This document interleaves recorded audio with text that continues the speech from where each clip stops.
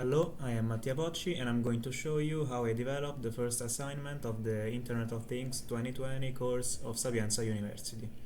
The goal of this project was to set up two MQTT clients which represented two environmental stations on our local machine, generating random data such as temperature and humidity, and publish them to an MQTT channel. The MQTT broker used was the one offered by a platform called ThingsBoard. Here we can see the architecture of the project on the left side of the screen. And you can check both the GitHub link and the blog post link in the description for further details.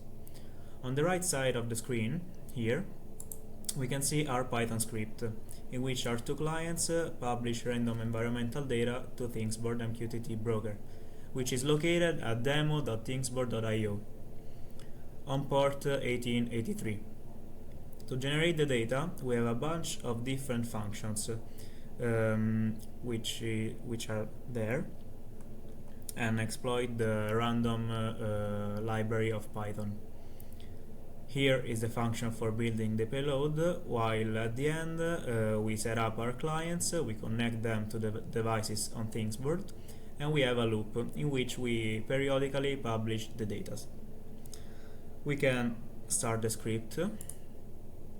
Okay, connection successful, and it is publishing data to ThingsBoard. To check if it's actually running, we can go here on ThingsBoard in devices, where we can see the two devices, station A and station B. If we click on them, we can check the latest written value, which is here in the latest telemetry. This is changing, so the script is working correctly. But what if we want to see every data at once?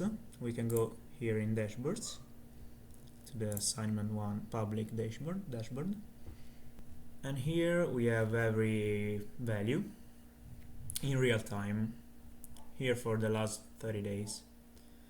We can see that this table is related to station A with every value published by it, and station B on the right side.